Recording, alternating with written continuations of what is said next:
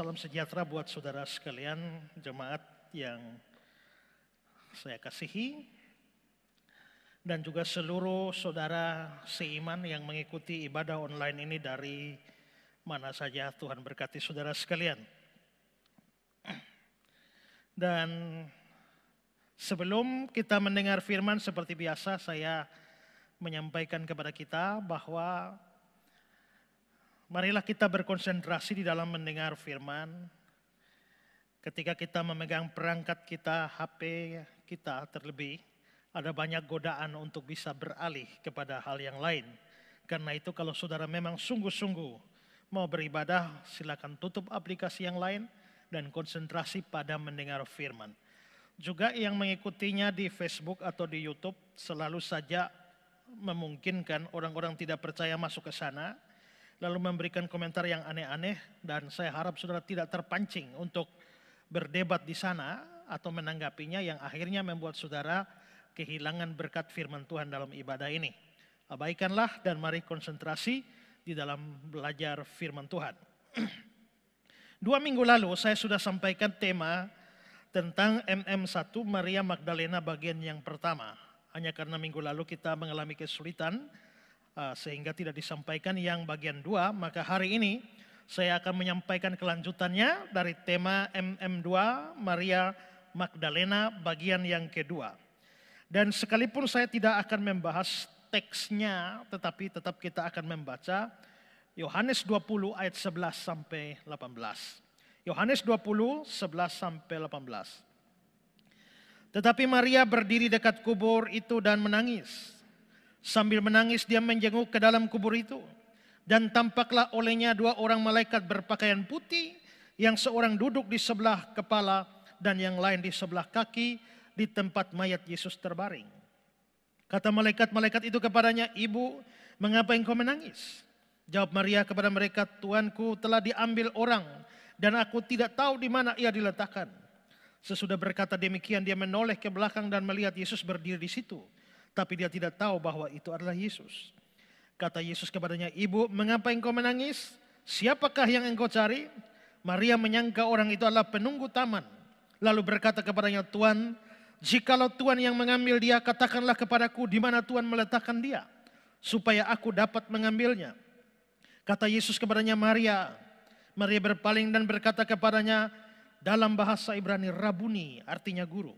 Kata Yesus kepadanya, "Janganlah engkau memegang aku, sebab aku belum pergi kepada Bapa. Tetapi pergilah kepada saudara-saudaraku dan katakanlah kepada mereka bahwa sekarang aku akan pergi kepada Bapakku dan Bapamu, kepada Allahku dan Allahmu." Maria Magdalena pergi dan berkata kepada murid-murid, "Aku telah melihat Tuhan," dan juga bahwa dia yang mengatakan hal-hal itu kepadanya. Saudara, pada bagian yang pertama saya sudah menjelaskan tentang siapa itu Maria Magdalena. Maria Magdalena adalah Maria yang berasal dari sebuah kampung yang namanya Magdala. Jadi Maria ini berasal dari Magdala, maka dia disebut sebagai Maria Magdalena. Nah, saudara-saudara, dalam bagian pertama juga saya sudah jelaskan beberapa hal terkait dengan Maria Magdalena ini. Yang pertama adalah bahwa dia adalah seorang perempuan yang mendukung pelayanan Yesus dengan harta kekayaannya bersama-sama dengan teman-temannya. Pada zaman itu perempuan tidak bisa atau tidak boleh berkhotbah. Perempuan tidak bisa bersaksi di muka umum. Perempuan tidak bisa berbicara di muka umum sesuai budaya waktu itu.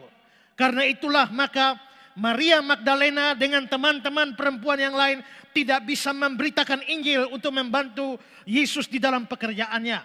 Tetapi begitu pun demikian, mereka tidak kehilangan cara di dalam mendukung pekerjaan Tuhan. Yaitu melalui harta kekayaan mereka, mereka mendukung Yesus dan rasul-rasul di dalam pekerjaan pemberitaan Injil.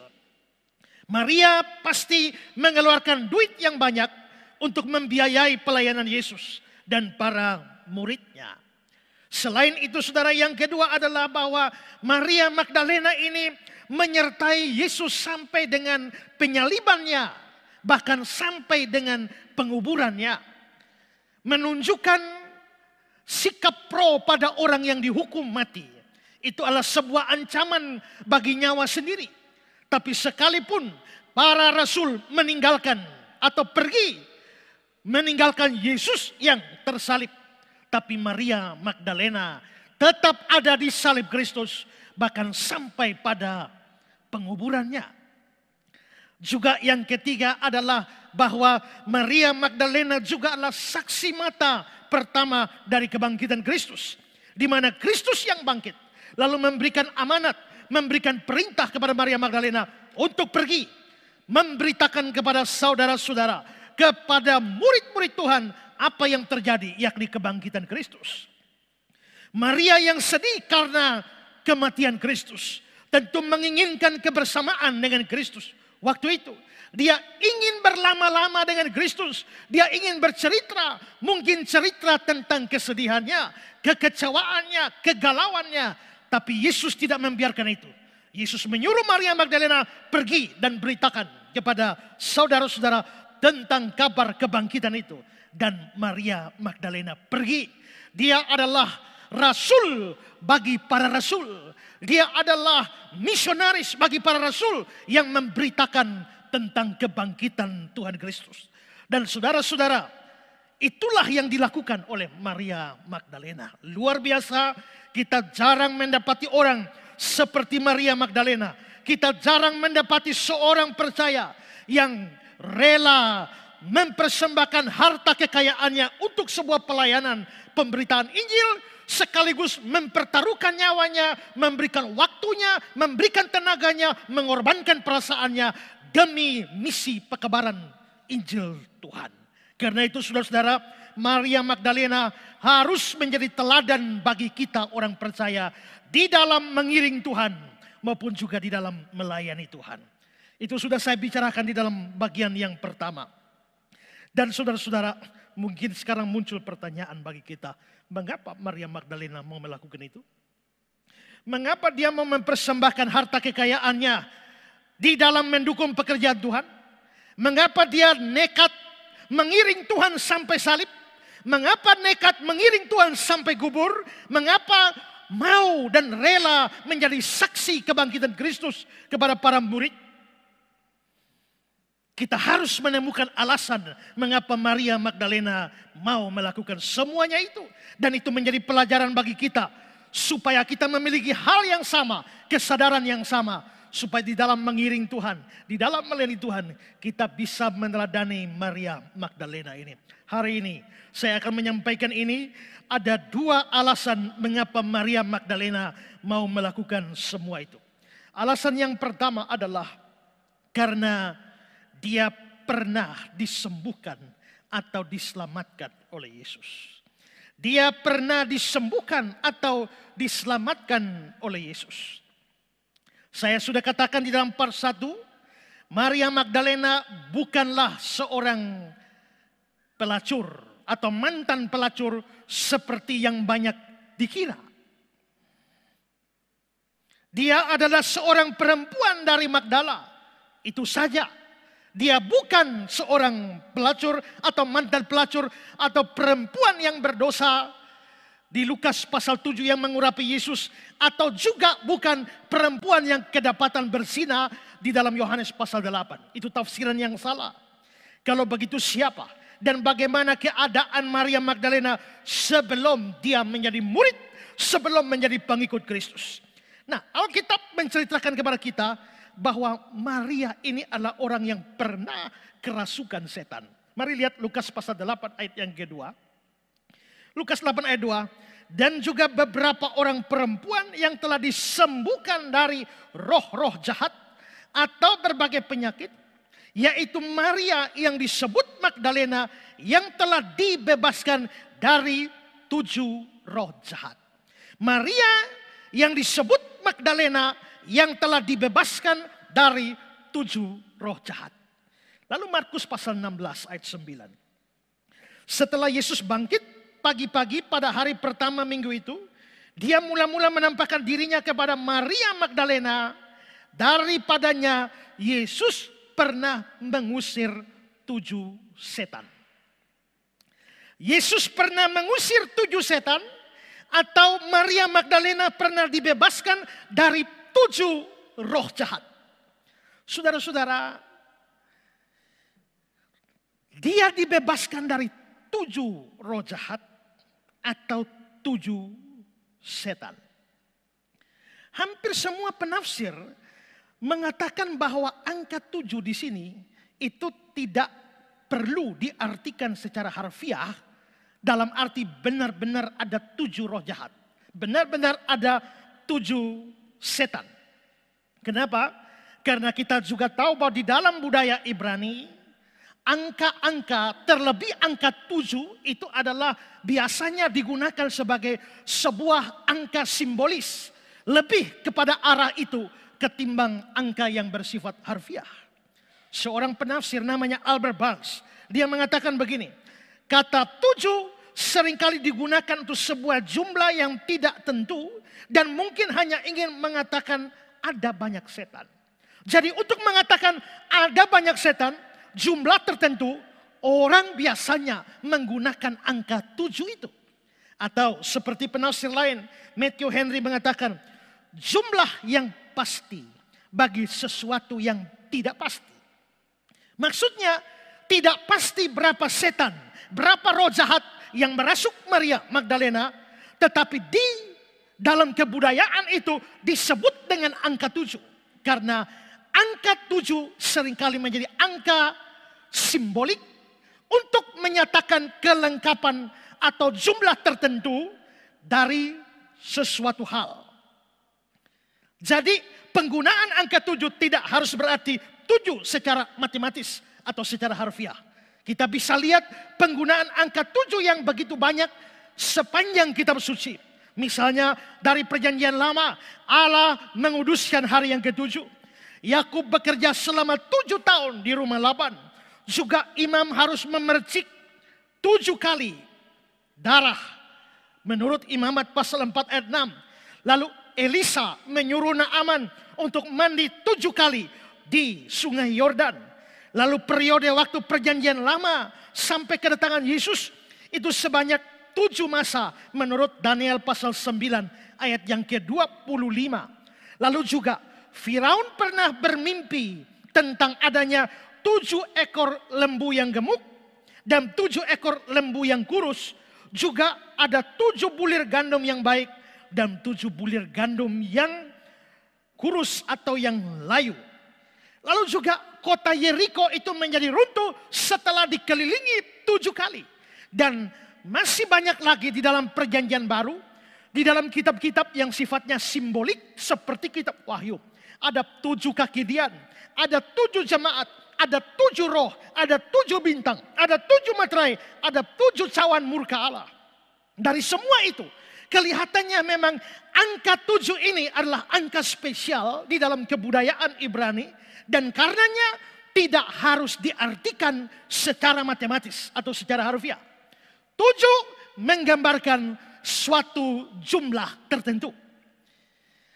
Karena itu saudara-saudara, angka ini angka simbolik. Di dalam Aston Bible Dictionary dikasih keterangan tentang angka 7 ini. Dikatakan begini, 7 angka ini seringkali dianggap sebagai simbol dari kesempurnaan. Atau Nelson Bible Dictionary, 7 sebuah angka sakral dari orang Ibrani kuno. Angka ini sering digunakan dalam Alkitab untuk menyimbolkan kesempurnaan, kepenuhan, kelimpahan, istirahat, dan penyelesaian. Ini dalam pemikiran Ibrani kuno. Angka 7 adalah angka yang digambarkan untuk kesempurnaan, kepenuhan, kelimpahan. Jikalau demikian pengertian orang Ibrani, maka Maria Magdalena dirasuk oleh 7 setan, 7 roh jahat. Belum tentu artinya secara matematis betul-betul ada 7 setan, ada 7 roh jahat yang merasuk dia. Bisa jadi itu hanyalah angka simbolik untuk menunjukkan bahwa ada cukup banyak setan, ada cukup banyak roh jahat yang merasuk Maria Magdalena. Saudara, jangan heran kalau orang bisa dirasuk oleh banyak setan sekaligus. Kitab suci memang menggambarkan demikian. Saya beri contoh. Lukas 8, 27 sampai 30. Sesudah Yesus naik ke darat, datanglah seorang laki-laki dari kota itu menemui dia. Orang itu dirasuk oleh setan-setan. Jadi bukan cuma setan. Hanya ini setan-setan, lebih dari satu setan. 28. Ketika dia melihat Yesus, dia berteriak, lalu tersungkurlah di hadapannya dan berkata dengan suara keras, "Apa urusanmu dengan aku, hai Yesus, anak Allah yang maha tinggi?" Satu setan kelihatannya jadi jubir, maka dia pakai bentuk tunggal. "Apa urusanmu dengan aku, hai anak Allah yang maha tinggi? Aku memohon kepadamu supaya engkau jangan menyiksa aku." Dia berkata demikian sebab Yesus memerintahkan roh jahat itu keluar dari orang itu. Perhatikan ayat 30. Dan Yesus bertanya kepadanya, "Siapakah namamu?" Jawabnya, "Legion." Karena dia kerasukan banyak setan. Legion namanya. Terus diberikan keterangan karena dia kerasukan banyak setan. Markus 5. Mulai ayat 2. Baru saja Yesus turun dari perahu, datanglah seorang yang kerasukan roh jahat menemui dia. 6. Ketika dia melihat Yesus dari jauh, berlarilah ia mendapatkannya lalu menyembahnya. Dan dengan keras dia berteriak, "Apa urusanmu dengan aku, hai Yesus anak Allah yang maha tinggi? Demi Allah, jangan siksa aku." Karena sebelumnya Yesus mengatakan kepadanya, "Hai engkau roh jahat, keluarlah dari orang ini." Kemudian dia bertanya kepada orang itu, "Siapakah namamu?" Jawabnya, "Namaku Legion, karena kami banyak." Namaku Legion, karena kami banyak. Jadi saudara, setan ini yang menjadi perwakilan dari teman-temannya atau jubirnya ini mengaku namanya adalah Legion. Ada keterangan karena dirasuk banyak setan atau karena kami banyak. Nah, apa itu Legion? Sebelum saya jelaskan itu, kita mari mengarahkan pikiran kita pada Matius 26 ayat yang ke-53, peristiwa di Taman Getsemani ketika Yesus mau ditangkap. Ya, Matius 26 ayat 53, pada waktu Yesus mau ditangkap, Petrus ambil pedang, potong telinga hamba imam besar. Lalu Yesus berkata kepada Petrus, "Suruh sarungkan pedangnya." Lalu Yesus melanjutkan kalimatnya, Matius 26 ayat 53. "Atau kau sangka bahwa aku tidak dapat berseru kepada Bapakku supaya ia segera mengirim lebih dari 12 pasukan malaikat membantu aku?" 12 pasukan malaikat. Yesus bilang, "Aku sanggup panggil lebih dari 12 pasukan." Nah, saudara-saudara, kata 12 pasukan ini, kata pasukan di dalam teks itu, di dalam kata Yunaninya itu menggunakan kata legion. Itulah sebabnya Alkitab terjemahan lama tidak menerjemahkan menjadi pasukan, tapi mempertahankan istilah aslinya. Mari bandingkan terjemahan lama. "Pada sangkamu, tiadakah boleh aku memohonkan kepada Bapakku sehingga ia mengaruniakan kepadaku lebih dari 12 legion malaikat." Walaupun sekarang ini juga 12 legion. Berarti kata pasukan tadi itu dari kata legion. Atau versi King James ya dikatakan, "Give me more than 12 legions of angel." Ya, memberikan kepadaku lebih daripada 12 legion malaikat. Berarti legion itu artinya pasukan. Maka orang itu kerasukan legion, berarti kerasukan. Kalau Yesus bilang legion, 12 legion malaikat, berarti ada pasukan malaikat bisa menyertai Yesus. Tapi kalau orang itu mengatakan dia dirasuk, yang merasuk itu namanya legion, pasukan, berarti ada minimal satu pasukan yang merasuk orang itu. Nah, apa sebenarnya legion? Saya berikan keterangan dari International Standard Bible Encyclopedia mengatakan legion secara harfiah adalah sebuah unit militer yang terdiri dari 6.000 tentara dalam pasukan Romawi. 6.000 tentara. McClintock and Strong Encyclopedia. Legion pada aslinya adalah jumlah sekitar 3.000 orang. Dan secara berangsur-angsur jumlah tersebut meningkat hingga 2 kali. Pada zaman Yesus itu menunjuk pada jumlah yang terdiri dari 6.000 orang. Satu legion, 6.000 tentara. Maka Yesus tadi bilang, sangkamu aku tidak bisa minta lebih dari 12 legion malaikat untuk menolong aku? 12 legion saja itu 72.000. Kalau satu legion 6.000. Maka Yesus bilang, sangkamu aku tidak bisa minta lebih dari 72 legion untuk menyelamatkan aku? Jadi kalau Yesus mau selamat dari salib, terlalu mudah. Orang-orang tertentu, orang-orang tidak percaya mengatakan, bagaimana Yesus bisa jadi juru selamat, sedangkan menyelamatkan diri dari salib saja tidak bisa. Gampang jawabnya, Yesus bukannya cari selamat, justru datang untuk mati. Kalau tidak mau mati jangan datang. Tapi kalau dia mau selamat bisa. Kenapa? Karena dia bisa minta lebih dari 72.000 legion malaikat. Satu malaikat saja bisa habisi semua kok. Apalagi ini lebih dari 72.000 malaikat.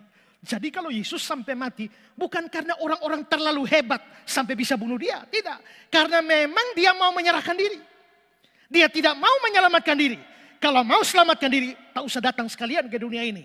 Tapi dia datang memang untuk mengorbankan dirinya menjadi tebusan bagi banyak orang. Tapi terlepas daripada itu saudara, legion itu 6.000. Jadi kalau dikatakan bahwa orang itu kerasukan legion malaikat, berarti ada kira-kira minimal, kita tidak tahu berapa legion. Tapi kalau dia menyebutnya legion, minimal 6.000 setan merasuk orang itu. Satu setan saja, saudara sudah bisa disebut kesetanan. Ya, apalagi kalau 6.000 setan, minimal 6.000. Karena hanya bilang legion, kita tidak tahu berapa banyak legion. Maka 6.000 setan itu pasti membuat orang itu betul-betul kesetanan pangkat 2, pangkat 3, pangkat 4 dan seterusnya. Nah, saudara,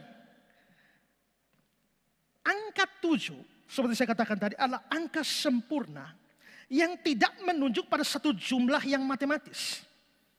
Tapi menekankan satu angka simbolis untuk menunjukkan suatu jumlah tertentu yang tadi dalam beberapa kamus yang saya kutip menunjukkan angka kesempurnaan atau kelengkapan.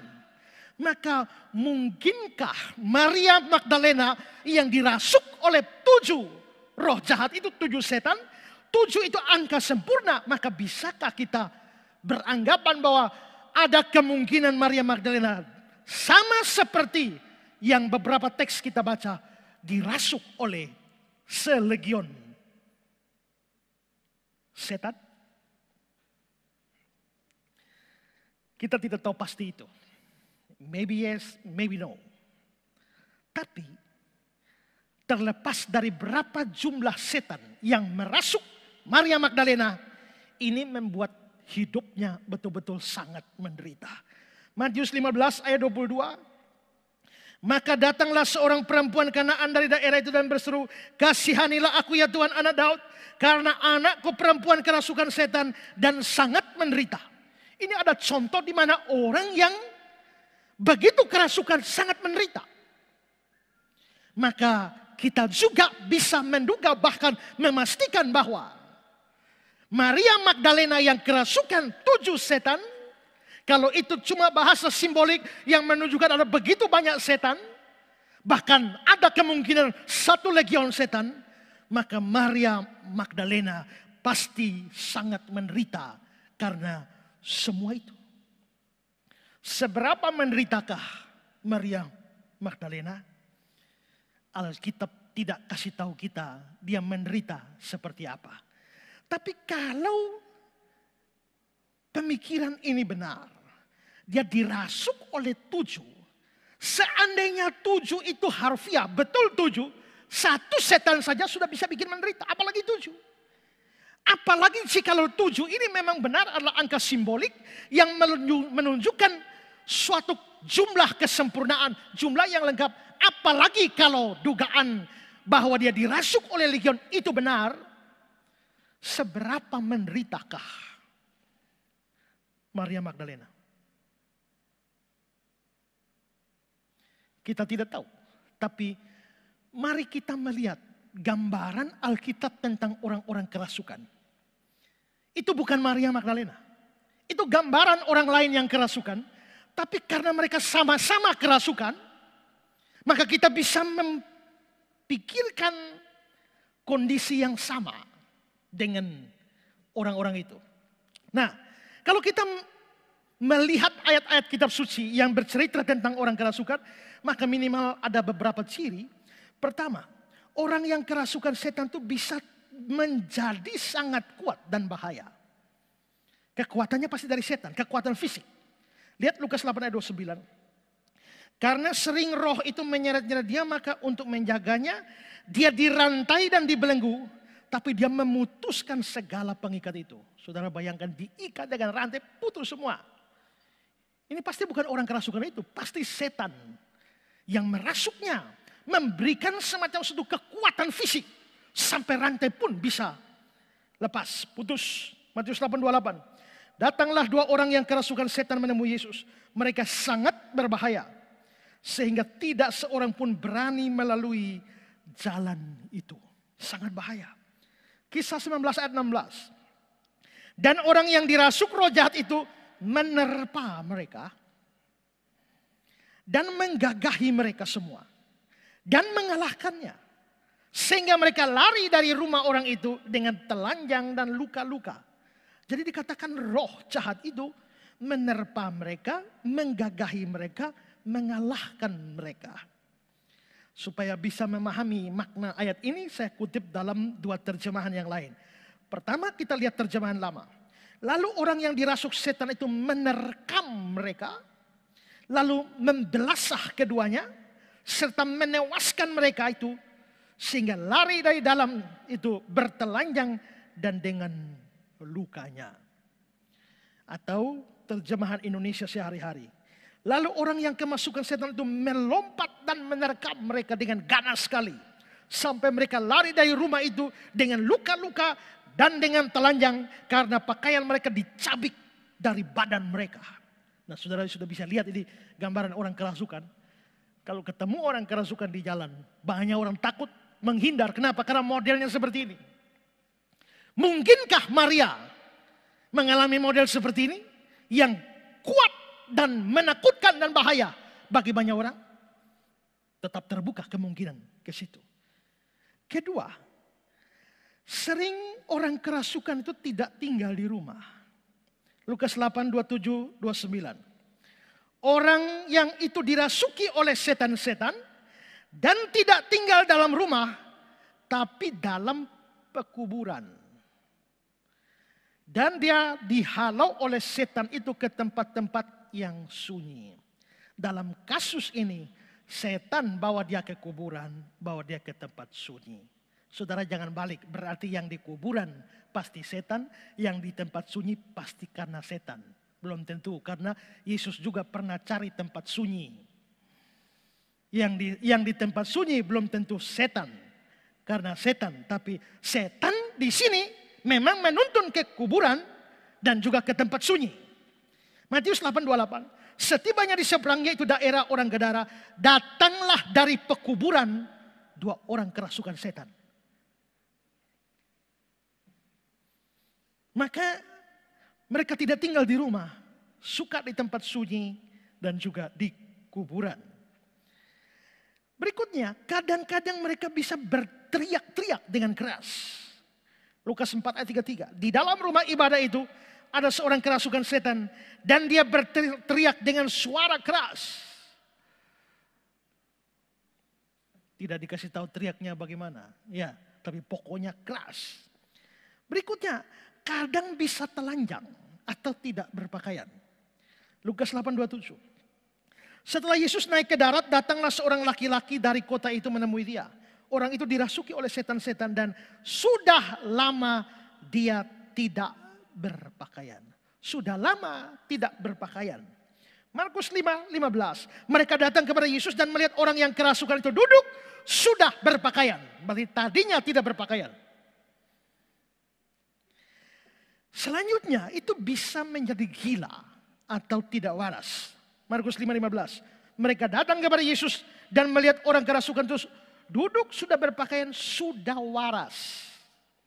Mungkin tadinya gila, ya. Kadang-kadang kondisi ini membawa penyakit tertentu dalam diri mereka.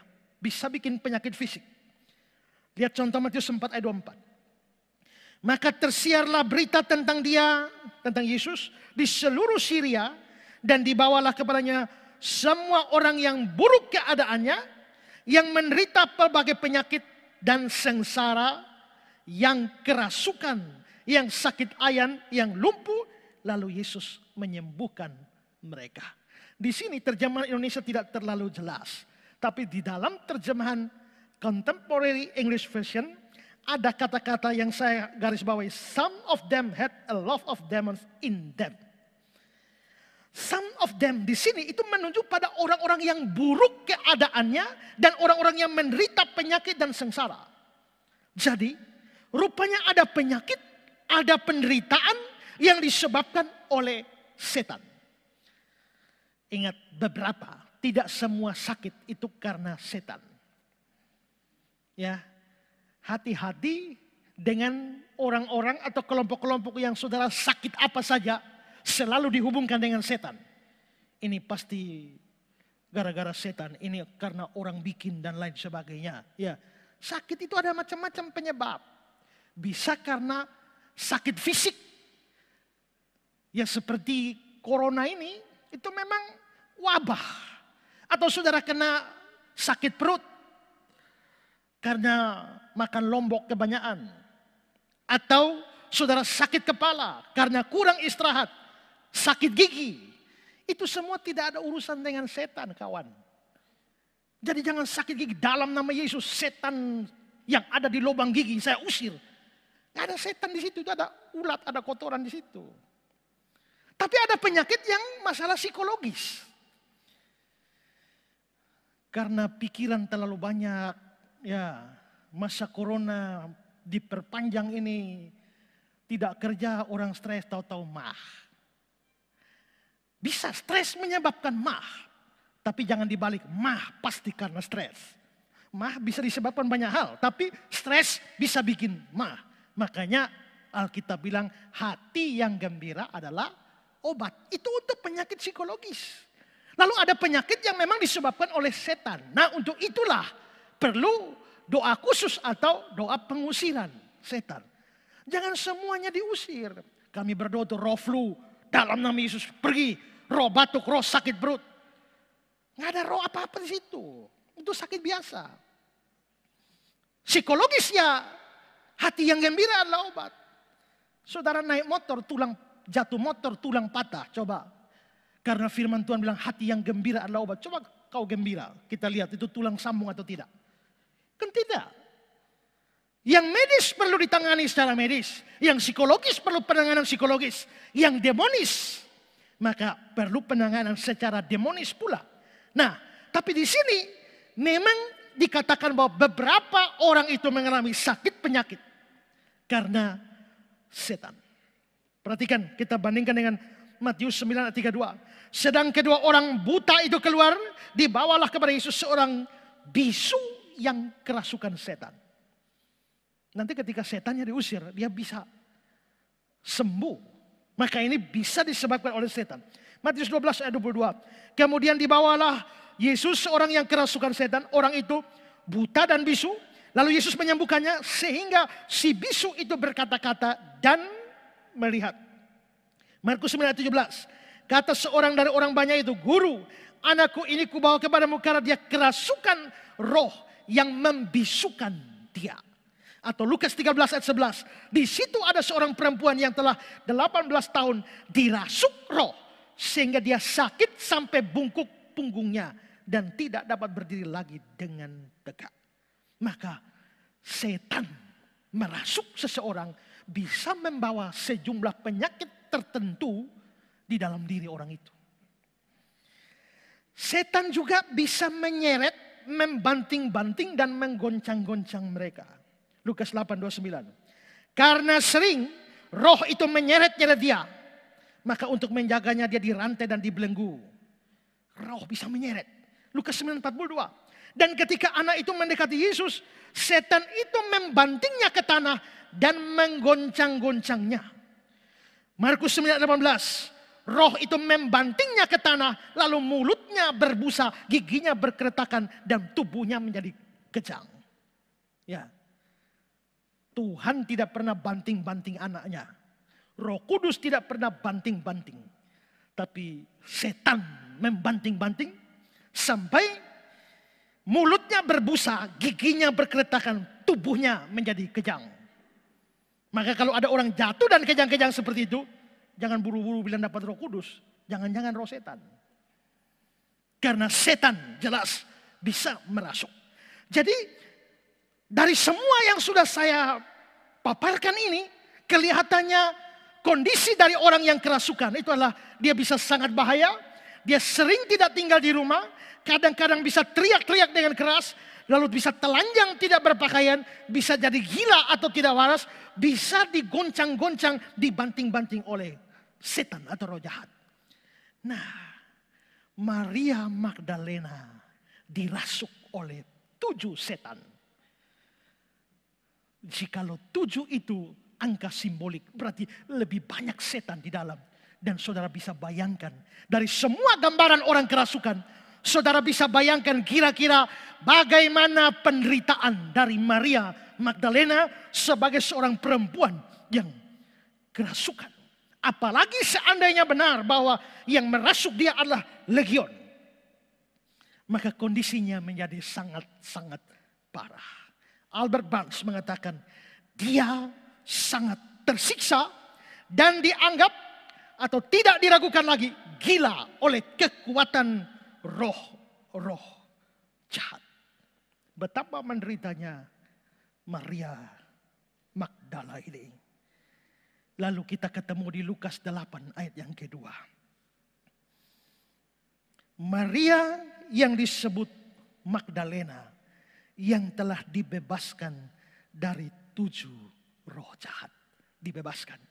Markus 16 ayat 9. Daripadanya Yesus pernah mengusir 7 setan. Jadi Maria tadinya sangat menderita. Dia sangat sakit, sangat buruk hidupnya. Hidupnya menjadi hancur, masa depannya berantakan. Orang-orang di sekitarnya turut menderita karena dampaknya, karena pekerjaan setan, pekerjaan roh jahat di dalam dirinya. Tetapi sekarang dikatakan bahwa Tuhan Yesus telah membebaskan Maria Magdalena dari 7 setan ini.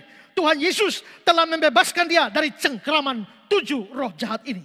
Maka saudara-saudara, setelah penderitaan yang begitu besar, setelah hidup yang hancur seperti itu, dan sekarang telah dibebaskan, maka masuk akal untuk dipikirkan.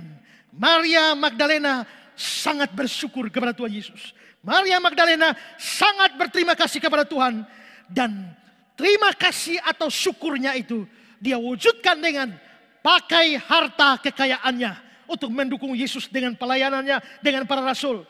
Dia setia ikut Tuhan sampai di kayu salib. Setia sampai di penguburan. Setia sampai hari kebangkitan. Dan setia memberitakan kabar kebangkitan itu juga kepada orang lain. Kenapa? Karena dia sudah merasakan pertolongan Tuhan di dalam hidupnya. Tuhan sudah banyak berbuat baik. Melepaskan dia dari penderitaan yang luar biasa. Melepaskan dia dari penderitaan yang entah berapa banyak tahun sudah dia lewati dengan sikon seperti itu. Maria Magdalena sudah merasakan kuasa Tuhan, pertolongan Tuhan, keselamatan dari Tuhan. Maka sekarang dia mau melayani dan dia mau setia kepada Tuhan. Saudara-saudara, saudara mungkin atau bahkan pasti tidak pernah dirasuk oleh 7 setan. Seperti Maria Magdalena. Tapi kalau saudara betul-betul adalah orang Kristen yang sejati, dengarlah, saudara bukan dibebaskan Tuhan dari 7 setan, atau 6.000 setan, atau sekian legion setan. Saudara dilepaskan Tuhan, dibebaskan Tuhan dari hukuman kekal, yakni neraka. Di satu sisi kondisi Maria Magdalena memang buruk. Kondisinya secara fisik dan psikis itu hancur-hancuran. Tapi sadarlah bahwa hukuman neraka jauh lebih hebat daripada apa yang dialami oleh Maria Magdalena. Bahkan ada orang pernah berkata bahwa penderitaan paling kecil di neraka itu masih lebih besar dari penderitaan paling besar di dunia ini. Semenderita-menderitanya orang di dunia ini, penderitaannya masih lebih kecil dengan penderitaan terkecil di neraka. Maka masuk ke dalam neraka itu penderitaan luar biasa. Saudara, jangan main gila, jangan guyonan tentang neraka. Gak apa-apa, neraka sekarang sudah ada AC. Nanti di neraka kita ketemu artis banyak. Jangan. Karena Alkitab membicarakan neraka sebagai suatu penghukuman yang hebat luar biasa. Di satu sisi, tapi Alkitab juga bicara di sisi lain. Hukuman neraka sifatnya selama-lamanya. Maka seringkali kita menjumpai istilah api yang tidak terpadamkan dan ulatnya tidak mati. Itu menunjukkan kekekalan neraka. Sudah sangat menderita di neraka selama-lamanya. Sangat menderita selama-lamanya, membuat hukuman neraka lebih mengerikan. Saudara kalau suruh pilih, sangat menderita, sakit sekali, tapi cepat. Atau tidak terlalu sakit, tapi lama. Pilih mana? Saya tidak mau, biar lama tidak apa-apa, yang penting jangan terlalu sakit. Atau biar sakit sekali, asal cepat. Orang mungkin pilih biar sakit sekali asal cepat. Tapi di neraka tidak ada pilihan, 2 pilihan seperti itu. Sakit sekali dan selama-lamanya. Orang masuk surga kita tulis rest in peace. Beristirahat dalam damai. Tapi masuk neraka itu no rest in hell. Tidak ada istirahat. Maka saudara-saudara, sakit itu, kalau sakit sekali ada istirahat, itu bagus. Menurut ibu-ibu yang pernah melahirkan, mau melahirkan itu sakit sekali. Tapi kalau ada break sedikit itu agak lumayan.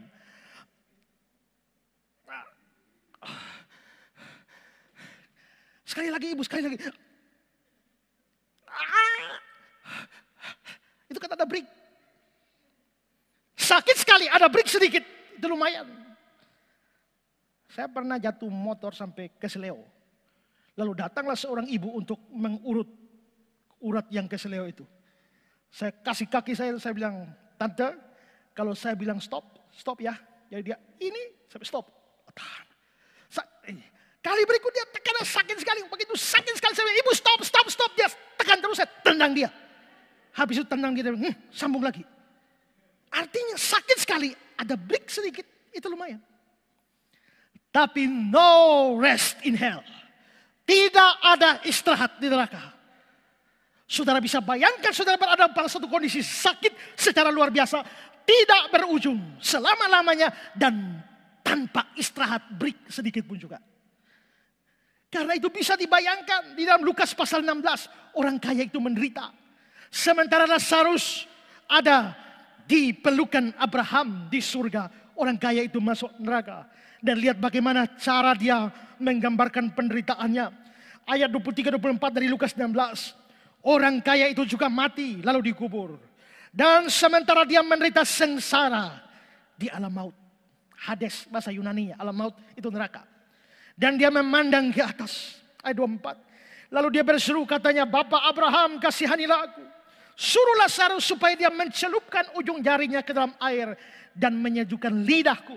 Sebab aku sangat kesakitan dalam nyala api ini.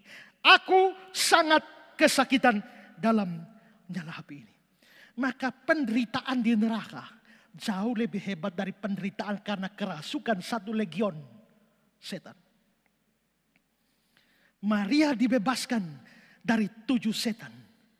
Dan syukurnya adalah dia mau melayani Tuhan dengan apa yang ada pada dia. Duitnya tidak lagi menjadi sesuatu yang berharga dibandingkan dengan pembebasan yang dia alami. Kemerdekaan yang dia alami dari setan. Nyawanya menjadi tidak terlalu berarti lagi setelah pembebasan yang Yesus kerjakan. Itulah sebabnya dia pertaruhkan nyawanya, ikut Yesus sampai salib, sampai kubur, sampai hari kebangkitan. Dan bersaksi tentang kebangkitan Tuhan. Kalau hukuman neraka itu benar-benar lebih hebat. Dan saudara dan saya adalah orang berdosa yang diselamatkan oleh Kristus melalui iman kita kepada Dia Sang Juru Selamat.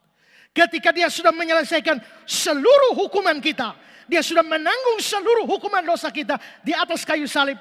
Lalu Dia berteriak, tetelestai, sudah selesai. Seluruh hukuman dosamu selesai dibayar. Tidakkah itu harus melahirkan sebuah rasa syukur yang lebih besar di dalam hati kita?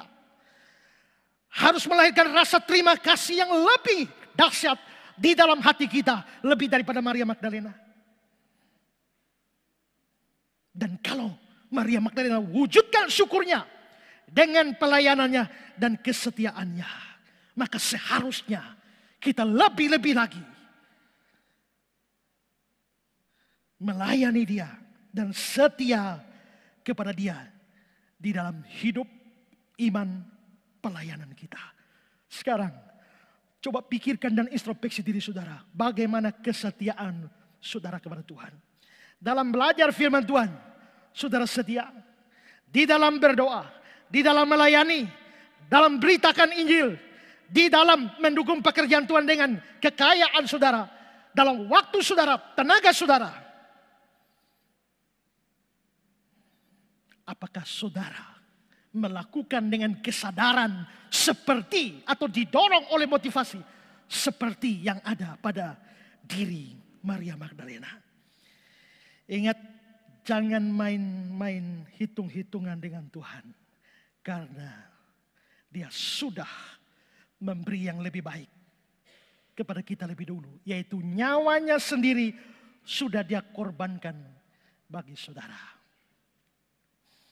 Saya sering mengilustrasikan pemikiran seperti itu dengan sebuah cerita. Ada seorang anak kecil namanya Adi. Dia di rumah, dia amati mamanya pakai pembantu. Lalu setiap bulan mamanya bayar gaji pembantu. Lalu dia heran. Kenapa? Karena dia di rumah juga dia bekerja. Dia siram bunga, dia cuci kamar mandi, WC. Macam-macam pokoknya bantu mama. Tapi kenapa mama tidak pernah kasih gaji dia? Kenapa itu pembantu mama kasih gaji? Dia amati itu. Lalu akhirnya dia bilang, ini tidak bisa dibiarkan. Ini harus dibicarakan. Maka satu siang dia mengambil sebuah kertas. Lalu dia menulis pesan untuk mama. Mama yang terkasih, Adi lihat mama bayar gaji pembantu setiap bulan. Padahal Adi juga kerja. Kenapa mama tidak kasih gaji? Karena itu sekarang Adi minta gaji. Pertama, siram bunga Rp1.000. 2, cuci kamar mandi WC Rp2.000. 3, jaga adik, ini lebih susah Rp5.000. Antar jahitan mama Rp3.000. Bikin ini sekian ribu, total dia 18.000. Notabene harap bayar sekarang. Lalu dia kasih masuk di piring makan mamanya. Waktu mamanya mau makan siang. Waktu mama makan siang, Adi dari kamar buka sedikit kain dan ngintip mamanya. Begitu mamanya baca nota dari Adi, air mata mama jatuh. Lalu Adi dari kamar bersyukur, mama sudah sadar. Mamanya balik kertasnya, ambil pulpen dan tulis, Adi, waktu mama melahirkan kamu biaya rumah sakit 7,5 juta. Waktu kamu umur 2 tahun kamu sempat masuk rumah sakit. Biaya rumah sakit 5 juta. Bayar air susu mama 1 hari sekian kali sekian. Adik sudah umur 6 tahun sekian. Waktu adik masuk sekolah, masuk TK itu biaya seragam, biaya sepatu, biaya tas, biaya buku, biaya mainan sekian juta rupiah. Waktu imunisasi adik itu biaya sekian. Beli baju buat adik, beli pakaian buat adik, sekian. Totalnya sekian puluh juta. Notabene harap adik tidak usah bayar.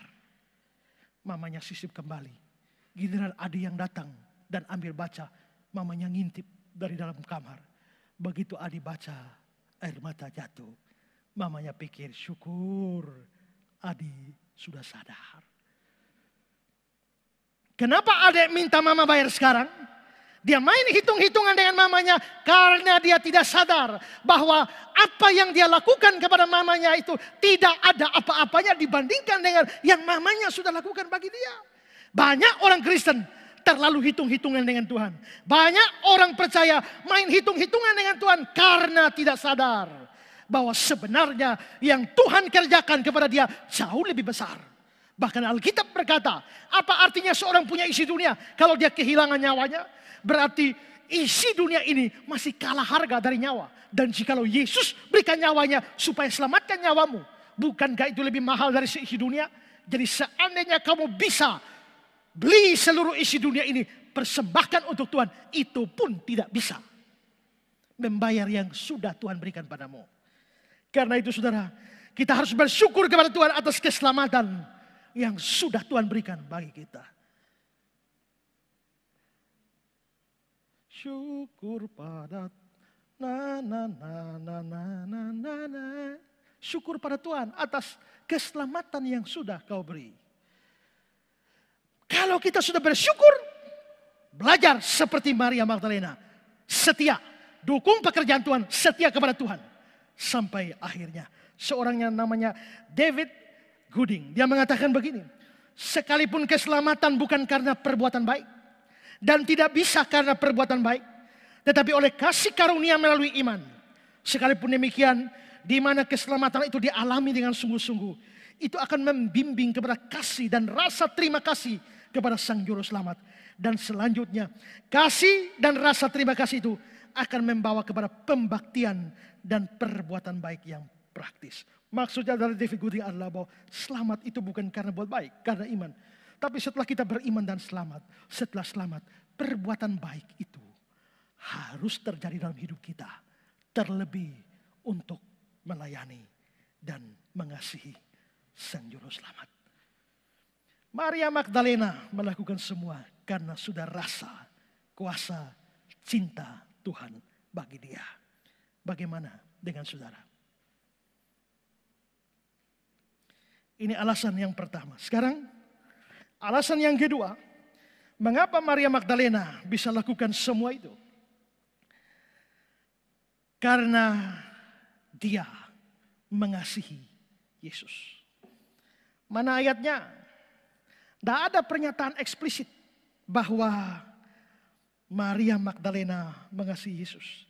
Tapi tidak dapat dipungkiri bahwa perbuatannya menunjukkan betapa dia sangat mengasihi Tuhan. William Barclay berkata, tiada orang yang lebih mengasihi Yesus daripada Maria Magdalena. Yesus telah berbuat sesuatu kepadanya yang tiada seorang lain pun dapat melakukannya, dan ia tidak pernah dapat melupakannya. Mulut Maria tidak pernah mengeluarkan pernyataan dia mengasihi Yesus, tapi perbuatannya menyatakan itu. Karena dia mengasihi Yesus, maka dia mau menyertai Yesus sampai salib, sampai kubur. Karena dia mengasihi Yesus, maka begitu hari Sabat lewat, dia langsung pergi ke kuburan Yesus pada minggu kebangkitan. Ayat 1 dari Matius 28. Setelah hari Sabat lewat, menjelang menyingsing fajar pada hari pertama minggu itu, pergilah Maria Magdalena menengok kubur itu. Karena dia mengasihi Yesus, maka dia rela keluarkan uang untuk beli rempah-rempah yang dipakai untuk merempahi Yesus. Markus 16 ayat 1. Sesudah lewat hari Sabat, Maria Magdalena membeli rempah-rempah untuk pergi ke kubur dan meminyaki Yesus. Karena dia mengasihi Yesus, maka dia begitu sedih dan menangis ketika dia tahu bahwa kubur Yesus itu kosong, karena dia menyangka mayat Yesus dicuri. Menurut Yohanes 20 ayat 11. Tetapi Maria berdiri dekat kubur dan menangis. Sambil menangis dia menjenguk ke dalam kubur. Semua itu dilakukan Maria Magdalena karena dia mengasihi Yesus. Jadi dapat dikatakan bahwa dia mendukung pelayanan Yesus dengan kekayaannya karena dia mengasihi Yesus. Dia menyertai Yesus sampai salib karena dia mengasihi Yesus. Dia menyertai Yesus sampai kubur karena dia menyertai Yesus. Dia rela pergi beritakan kabar kebangkitan kepada rasul-rasul karena dia mengasihi Yesus. Semuanya karena kasih. George Hart Hanson mengatakan, kasih dan pelayanan yang terbesar, yang sering bersinar dan dilakukan oleh orang-orang lemah dan rendah. Karena di sini kita melihat Maria Magdalena melakukan tindakan kasih atau pelayanan bagi Kristus pada saat para rasul tidak muncul. Rasul-rasul yang hebat itu tidak muncul. Tapi justru perempuan rendah seperti Maria Magdalena yang bersinar. Dan disinilah kita belajar satu hal. Di dalam melayani Tuhan, di dalam kesetiaan terhadap Tuhan, di dalam ketaatan terhadap Tuhan, kasih harus jadi dasarnya. Kasih harus menjadi dasar dari pelayanan, kesetiaan, dan ketaatan kita. Mengapa harus kasih? Karena kasih tidak merasakan beban. Mengapa harus kasih? Karena kasih tidak merasakan beban. Mengapa harus kasih? Karena kasih tidak merasakan beban. Perhatikan Yohanes 20 ayat 15. Maria menyangka orang itu adalah penunggu taman. Lalu berkata kepadanya, Tuhan, jikalau Tuhan mengambil dia, katakanlah padaku, di mana Tuhan meletakkan dia, supaya aku dapat mengambilnya.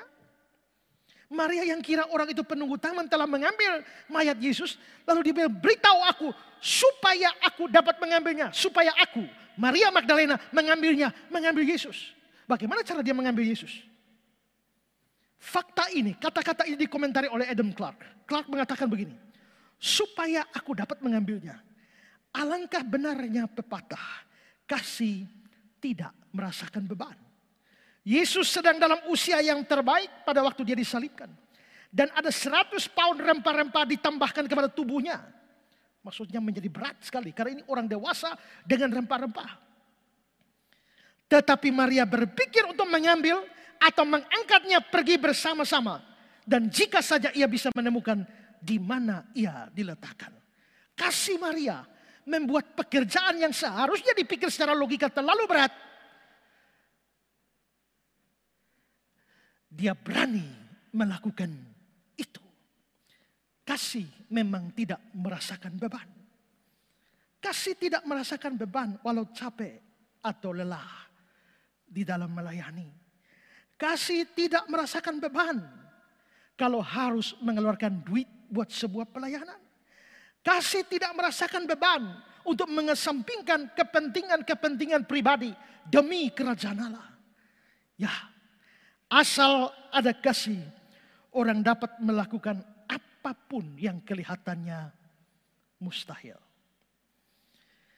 Di dalam perjanjian lama kita ingat ada cerita tentang Yakub yang bekerja pada pamannya dengan harapan mendapatkan Rahel. Tapi ternyata ditipu pamannya, diberikan Leah. Lalu untuk mendapatkan Rahel, pamannya menyuruh dia kerja lagi. 7 tahun. Dan bagaimana kitab suci menggambarkan itu? Kejadian 29 ayat 18 dan ayat 20.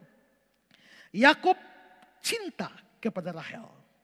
Sebab itu dia berkata, aku mau bekerja padamu 7 tahun lamanya untuk mendapatkan Rahel anakmu yang lebih muda itu. Siapa di antara saudara berani kerja 7 tahun pada calon mertua baru dapat anaknya? Sana urus kebun, tanam ubi, tanam kacang, tanam pisang, 7 tahun baru datang kembali untuk ambil anakku. Tapi Yusuf lakukan itu, Yakub lakukan itu. Ayat 20. Jadi bekerjalah Yakub 7 tahun lamanya untuk mendapatkan Rahel itu. Tetapi yang 7 tahun itu dianggapnya seperti beberapa hari saja karena cintanya kepada Rahel. Bayangkan 7 hari rasa beberapa hari. Kalau tidak ada cinta beberapa hari rasa 7 tahun. Kasih, cinta, tidak merasakan beban. Itulah sebabnya. Melayani Tuhan itu perlu kasih. Karena itu pada waktu Tuhan Yesus mau memberikan kepercayaan pada Petrus. Gembalakanlah domba-dombaku. Di Yohanes pasal yang ke-21. Sebelum berikan perintah gembalakan domba-dombaku. Gembalakan domba-domba itu berat itu. Kata gembalakan di situ dalam bahasa Yunani bisa berarti rawatlah, jagalah, berilah makan. Domba-dombaku. Itu ada 2 kata Yunani dipakai, arnos dan arnion. Arnos itu adalah domba dewasa, arnion domba kecil, domba anak. Nah urus domba dewasa lebih mudah daripada domba anak yang baru lahir. Gembalakanlah anak-anak dombaku. Berarti ini tugas berat bagi Petrus. Sebelum tugas berat itu dilakukan. Kalau Petrus tidak punya kasih, bisa lari, bisa pensiun dini. Itulah sebabnya Tuhan Yesus perlu pertanyakan kasih dia. Kalau dia mengaku mengasihi Tuhan, baru gembalakan. Yohanes 21, 15-17. Yesus berkata kepada Simon Petrus, Simon anak Yohanes, apakah engkau mengasihi aku? Jawab Petrus, benar engkau tahu aku mengasihi engkau. Kata Yesus padanya, gembalakan domba-domba. Tanya kasih dulu. Sudah nyaut, oke, mengasihi. Baru suruh gembalakan. Ayat 16. Kata Yesus pula kepadanya untuk kedua kalinya, Simon anak Yohanes, apakah engkau mengasihi aku? Jawab Petrus padanya, benar Tuhan engkau tahu aku mengasihi engkau. Kata Yesus kepadanya, gembalakanlah domba-dombaku. Kata Yesus untuk ketiga kalinya, Simon anak Yohanes, apakah engkau mengasihi aku? Dan dia berkata, Tuhan engkau tahu segala sesuatu, engkau tahu bahwa aku mengasihi engkau. Kata Yesus kepadanya, gembalakanlah domba-dombaku. Kamu tidak bisa sungguh-sungguh mengembalakan domba-domba kalau kamu tidak mengasihi Tuhan. Tuhan tidak mau mempercayakan domba-dombanya kepada orang yang tidak mengasihi dia. Apalagi hanya mengasihi diri. Karena kalau orang hanya mengasihi diri, tidak mengasihi Tuhan, tidak mengasihi domba. Nanti dombanya dicukur bulunya, diambil susunya, kurus kering. Dan dombanya, gembalanya yang sehat, dombanya melarat. Itulah sebabnya Tuhan pertanyakan kasih. Setelah itu baru memberikan kepercayaan pelayanan. Pelayanan yang sejati memang harus lahir dari hati yang mengasihi. Kesetiaan harus lahir dari hati yang mengasihi. Ketaatan harus lahir dari hati yang mengasihi. Karena itu saudara-saudara, saudara semua harus sungguh-sungguh bertanya di dalam hati, apakah saya benar mengasihi Tuhan? Apakah di dalam melakukan pelayanan ini saya benar-benar melakukan karena saya mengasihi Tuhan? Apakah kesetiaan saya lahir dari kasih kepada Tuhan? Apakah ketaatan saya lahir dari kasih kepada Tuhan?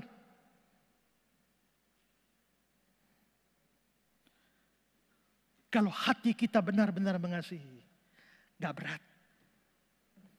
Maria memberikan duitnya dan harta kekayaannya untuk mendukung Yesus. Tidak rasa rugi, tidak. Kenapa? Karena hati mengasihi. Kalau hati tidak mengasihi, keluarkan duit susah. Ngomel ada, tidak kasih tapi ngomel. Kalau hati tidak mengasihi, orang sukar memberikan waktunya bagi Tuhan. Sukar memberikan tenaga, sukar berikan perhatian. Tapi kalau ada kasih, apa yang berat jadi ringan. Love will creep where water can pass. Cinta dapat mengalir di tempat di mana air tidak bisa melewatinya. Air hanya bisa dari gunung turun ke lembah. Dari lembah ke gunung tidak bisa. Kecuali pakai pompa air, pakai pipa. Dari pam baru bisa. Tapi love will creep where water can pass. Kasih, cinta bisa mengalir di tempat di mana air tidak bisa melewatinya. Karena itu Rasul Yohanes bilang 1 Yohanes 5 ayat 3. Sebab inilah kasih kepada Allah. Yaitu bahwa kita menuruti perintah-perintahnya. Perintah-perintahnya itu tidak berat. Tidak berat bukan karena tidak berat, berat juga. Karena apa? Barang siapa tampar pipi kananmu, beri pipi kirimu. Jangan balas jahat dengan jahat. Kalau orang memaki kamu, berkatilah. Kalau orang kutuk kamu, berkatilah. Saudara kira mudah? Barang siapa tampar pipimu yang satu, beri pipimu yang lain. Lalu ada orang datang, plak. Tampar orang Kristen, si Kristennya balas, plak. Lalu yang tampar bilang, loh kenapa kamu tampar? Bukankah Tuhan bilang, siapa tampar pipi kirimu, beri pipi kanan. Kenapa saya tampar kau balas? Ya karena kau salah. Firman bilang, siapa tampar kanan, beri kiri. Kau tampar kiri duluan. Makanya saya balas. Coba kalau kau tampar kanan. Yang satu lagi, plak ditampar kanan. Dia kasih satu lagi, pukul. Nah, dia bilang, sekarang urusan firman Tuhan sudah selesai. Sekarang urusan laki-laki dengan laki-laki.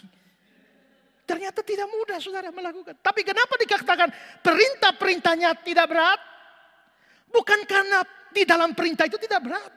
Tapi karena ada kasih yang menyertai ketaatan. Membuat perintah itu tidak berat.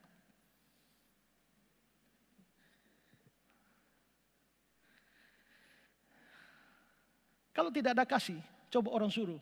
Lu pergi beli Pampers, beli beras, beli ini, suruh.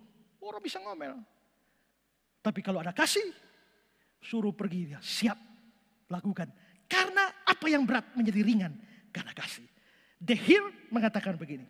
Kalau kita dalam hati mengasihi juru selamat yang telah memberi perintah-perintah itu, maka kita melakukannya dengan senang hati. Sebuah pepatah berbunyi, kasih menjadikan setiap beban ringan. Jikalau kita mengasihi Allah Bapa dan Yesus yang sedemikian rupa mengasihi kita, maka kita rela untuk hidup bagi Dia. Dan kalau kita sudah merasakan bahwa hal mengasihi sesama manusia adalah hal yang indah, yang memuaskan, maka kita akan menganggap tuntutan kasih sebagai ringan dan enak. Ingat, orang bisa melayani tanpa kasih, tapi orang tidak mungkin mengasihi tanpa melayani. Pertanyaanku hari ini adalah, apakah benar saudara mengasihi Tuhan? Kalau ya, apakah saudara mau melayani Dia dengan apa yang ada pada saudara? Seperti Maria Magdalena. Apakah saudara berani pergunakan kekayaan dan uangmu untuk pekerjaan Tuhan seperti Maria Magdalena? Apakah saudara mau setia kepada Tuhan seperti Maria Magdalena? Apakah saudara mau taat kepada firman seperti Maria Magdalena? Untuk semua yang sering terlibat dalam pelayanan di gereja saudara, sebagai pengkhotbah, WL, pemain musik, guru sekolah minggu, pengurus gereja, para diaken, majelis, paduan suara, dan lain sebagainya. Apakah saudara mengasihi Tuhan? Dan bahkan seluruh jemaat yang mengikuti khotbah ini, pertanyaanku adalah, apakah kamu mengasihi Tuhan? Orang bisa melakukan tugas pelayanan dengan motivasi yang berbeda, bukan kasih. Bisa cari keuntungan, bisa hanya kewajiban, bisa hanya hobi, bisa hanya sungkan, bisa hanya isi waktu luang. Tapi yang Tuhan butuhkan adalah orang-orang dengan hati yang mengasihi Tuhan. Karena Tuhan sudah melakukan terlebih dahulu. Apakah engkau mengasihi Tuhan?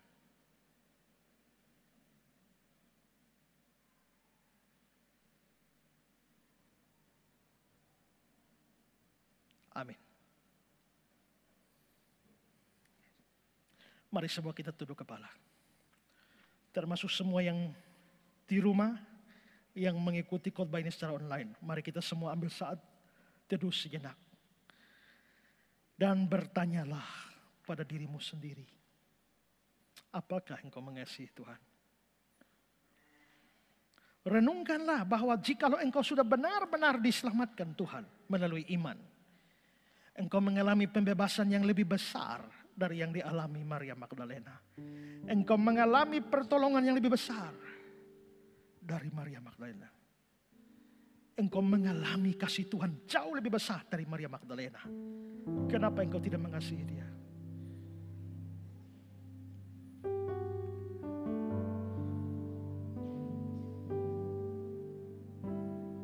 Dan biarlah dalam hati kita ambil komitmen untuk melayani sungguh-sungguh. Mengasihi sungguh-sungguh. Karena Tuhan lebih dulu melayanimu. Tuhan lebih dulu mengasihimu. Tuhan lebih dulu berkorban bagimu.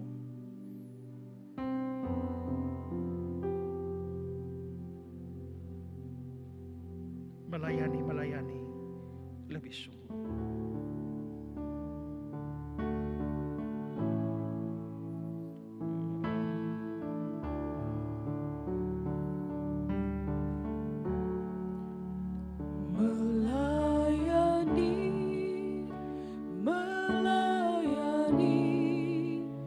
Lebih sungguh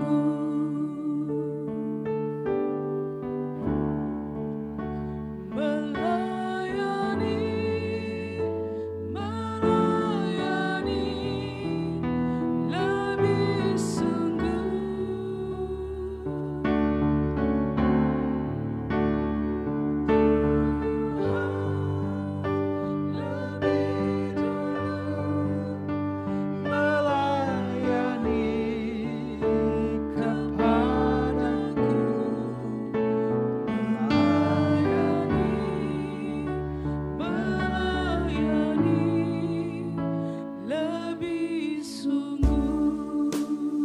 Maukah kau jadi roti? Maukah kau jadi roti yang terpecah? Maukah kau jadi anggur yang tercurah?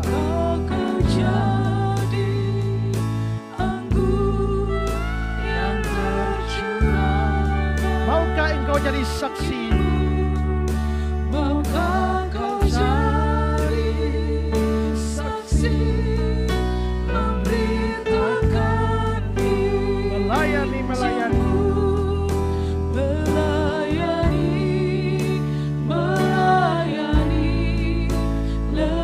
sungguh. Melayani lebih sungguh.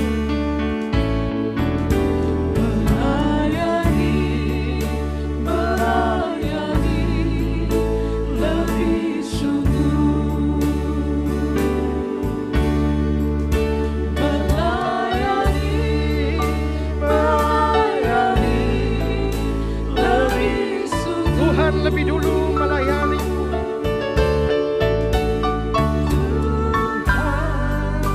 Lebih dulu melayani kepadaku.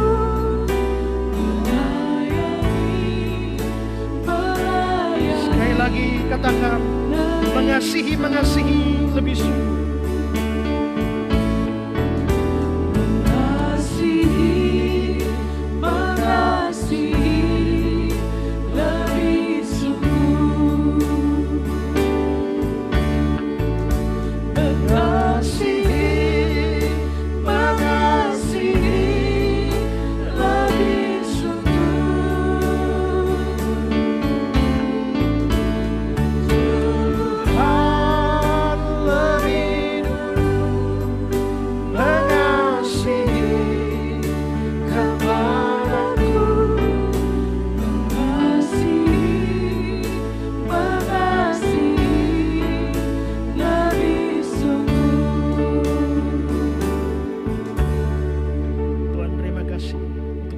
Di mana kami berefleksi untuk merenungkan kembali pembebasan, kemerdekaan, pertolongan yang sudah Tuhan berikan bagi kami yang percaya.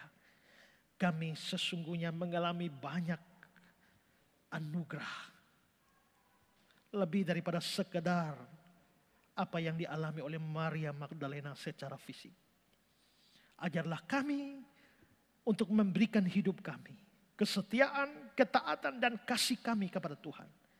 Dan biarlah semua ketaatan dan kesetiaan pelayanan kami lahir dari hati yang mengasihi.